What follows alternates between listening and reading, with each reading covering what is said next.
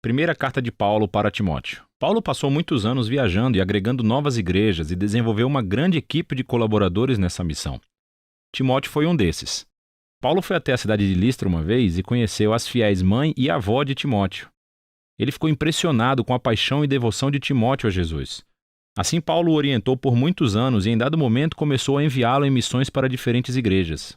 E Paulo ouviu falar sobre um grupo de líderes que se infiltraram na igreja influente em Éfeso. Eles estavam espalhando mensagens errôneas sobre Jesus e o que significa segui-lo. Ele enviou Timóteo para confrontar esses líderes e restaurar a ordem nessa igreja. Depois que Timóteo chegou lá, Paulo enviou essa carta para acompanhar e instruí-lo no cumprimento dessa missão.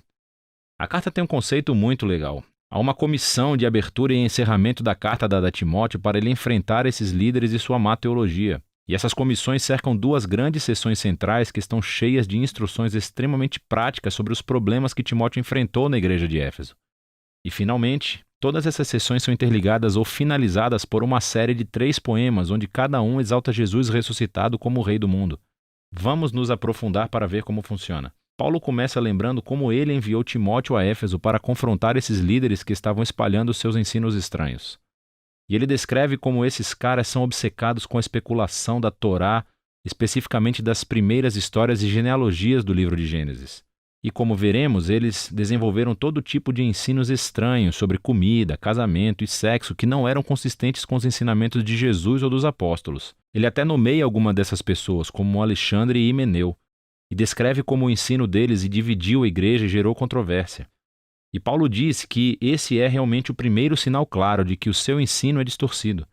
Quando o ensino cristão genuíno é seguido, é fiel ao caminho de Jesus e resulta em amor e fé genuína.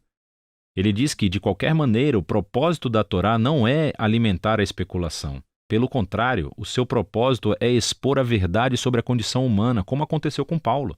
O ensino correto da Torá levará as pessoas a ver a graça de Deus revelada no Messias, que veio para salvar pessoas pecadoras e imperfeitas. Assim, Paulo termina com um poema que honra o Rei Jesus acima de tudo e instrui Timóteo a calar esses homens e os seus falsos ensinos.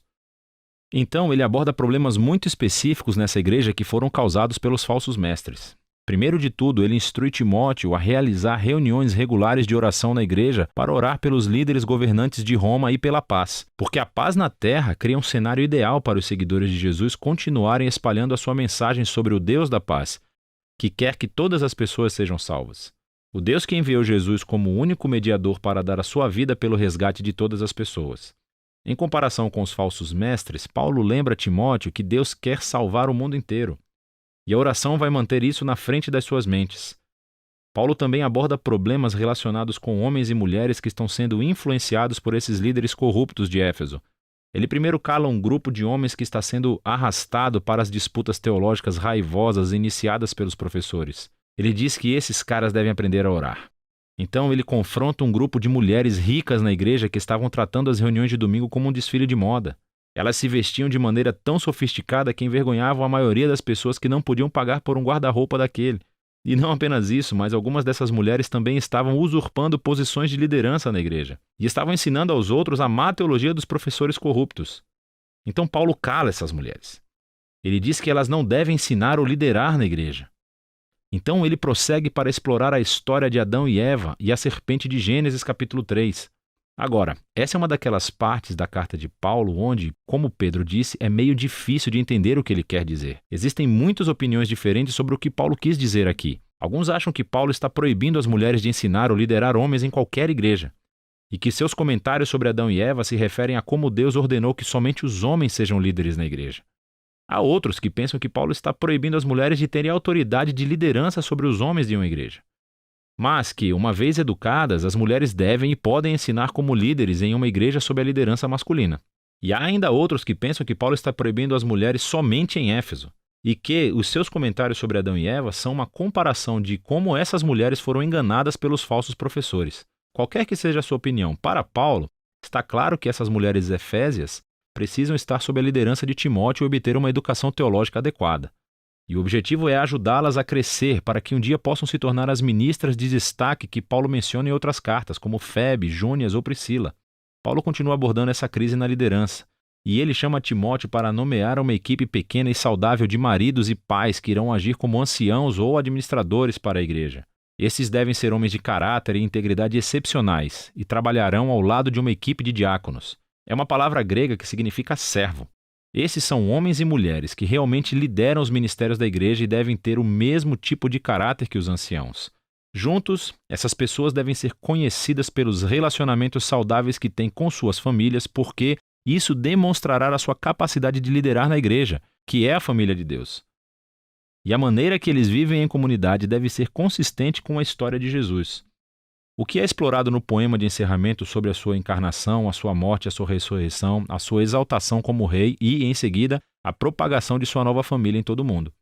O segundo grupo de instruções de Paulo para Timóteo é novamente muito específico para os problemas causados por esses maus líderes. Primeiro, ele corrige a sua teologia ruim. Eles têm dito às pessoas para pararem de comer certos tipos de alimento, muito provavelmente carne, e pararem de se casar, o que Paulo acha ridículo.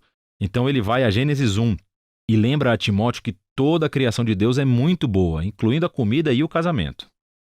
Tudo deve ser recebido com gratidão por aqueles que conhecem e agradecem ao Criador. Paulo então passa a abordar problemas sobre o cuidado da igreja com as viúvas. O que estava acontecendo é que esse ministério muito importante estava sendo usurpado pelas viúvas mais jovens e ricas, provavelmente as mesmas mulheres problemáticas do capítulo 2.